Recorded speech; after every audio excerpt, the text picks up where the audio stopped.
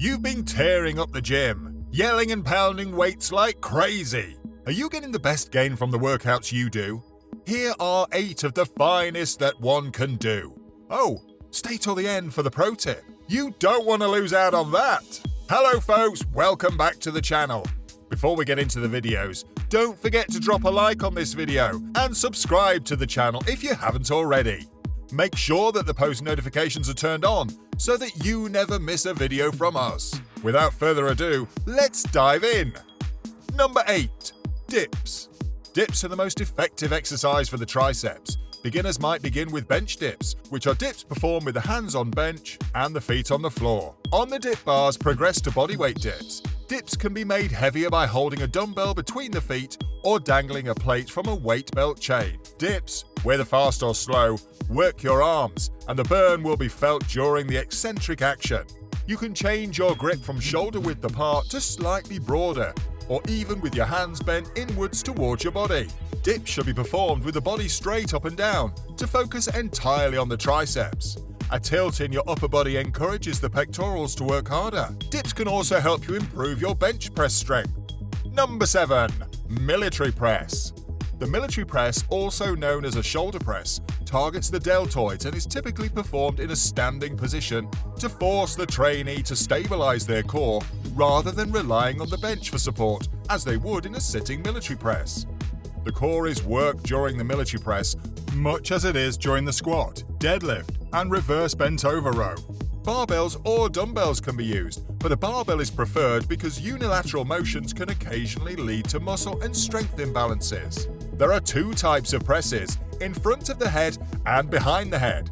Behind the head, pushes are only for experienced trainees due to the increased danger of damage if executed incorrectly.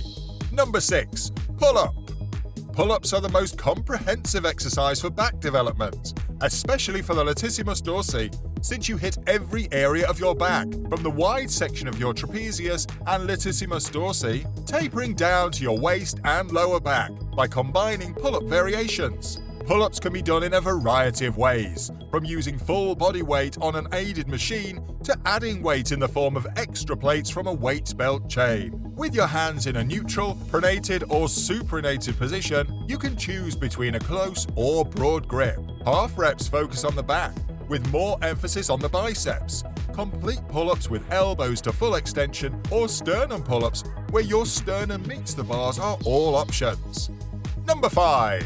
Reverse grip bent over row.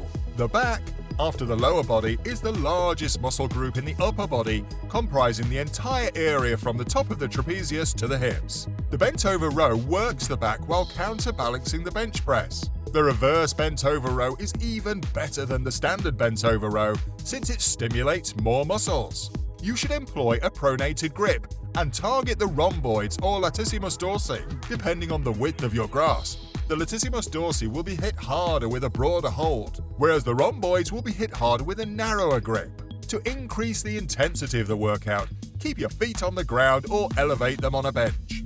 Number 4. Bench press. The bench press, another powerful exercise, is the most common way to work the pectorals and, to some extent, the anterior deltoids and triceps.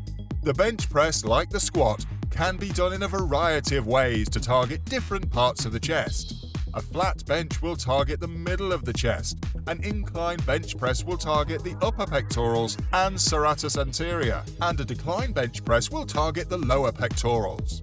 This exercise can be done with either dumbbells or a barbell, with the barbell being preferred despite the fact that dumbbells require more stability. Changes in grip width can also vary in which muscles are targeted. A larger grip will target the chest more, whereas a narrow grip would target the triceps more, making this version a good triceps exercise. Oh hey, don't forget to drop a like on this video and subscribe to the channel if you haven't already. Make sure the post notifications are turned on so that you never miss a video from us. While those who exercise for maximum strength do get big, their approaches may not be the most effective for developing muscle size hypertrophy to the greatest extent possible. If you want to know more, stay tuned for the pro tip. Number 3. Power clean. The power clean is a compound power exercise that works the lower legs, quadriceps, gluteals, upper back and deltoids, and is similar to the deadlift in terms of the muscles worked, but without the capacity to lift as large loads. Power exercises, unsurprisingly, are the most effective, and while the power clean is a difficult exercise to master, if done correctly, it may be a valuable tool in your fat loss arsenal. Number 2. Deadlift. Although both exercises can be performed interchangeably with the royalty titles, the squat is the king and the deadlift is the queen. The deadlift strengthens and stabilizes the erector spinal and lower back by engaging and developing the vast lower body muscles from the shoulder girdle down to your hips and legs, with a focus on the gluteus maximus, quadriceps, hamstrings, hips, and abdominals. This exercise is crucial because the lower back is normally a weak spot for most people, resulting in instability, injuries, and other problems. When you start moving bigger weights, you can utilize straps to hold your grip to the barbell, depending on your forearm and grip strength. Otherwise, you can use both hands pronounced, i.e. overhand, or an alternate grip, i.e. underhand, which enhances strength with one hand pronounced and the other supinated. Number 1 is the squat. The squat reigns supreme above all other workouts. Squats work most of the body's muscular groups, with the core and major lower body muscles getting the most attention. The better an exercise is for burning body fat, the more muscle mass and motor units it recruits, and the squat is the finest of them all. You can incorporate multiple squat variations to target certain muscles more specifically. The front squat emphasizes the quadriceps, and the back squat is preferred over the front squat since it elicits greater muscle activation and emphasizes the glutes and hamstrings. During squats, changing the width of your stance will vary which muscles are worked the most. The quadriceps will be targeted more in a tight stance, whilst the glutes and hamstrings will be targeted in a wide stance, and the adductors in a sumo stance. Squats can be done with barbells, dumbbells, Swiss balls, or even your own body weight. The efficiency of the squat is also determined by whether you use free weights, such as barbells and dumbbells, or machines, such as the Smith machine and hack squat, with barbells being superior to the rest. When squatting, you should aim to lower yourself until your thighs are parallel to the ground. However, certain people, such as taller or longer-limbed people, cannot do this. Thus, traveling as far as you can comfortably is sufficient if your form is perfect and the intensity is high enough. Pro tip: bodybuilders and gym junkies who want to build up their muscles employ a slightly different method of calculating how much weight to use. Choosing a weight that allows them to accomplish 8 to 12 repetitions has been demonstrated to enhance muscular development in this situation.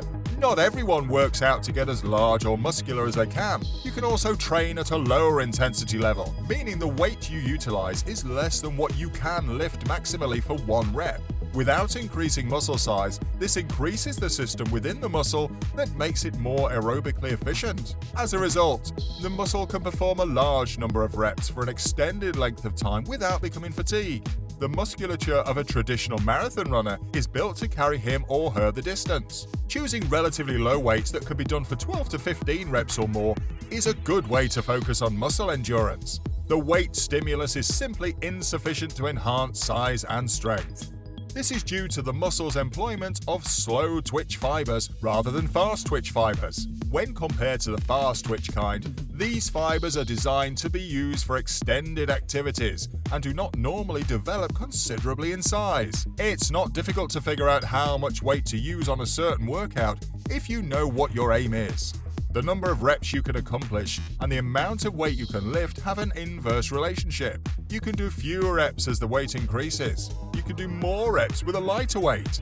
The rest intervals between sets for the main lifts are reasonably substantial, 3 to 5 minutes, to ensure that partial recovery does not prevent the following sets from being completed. Lifting heavy weights, of course, necessitates extensive warm-up.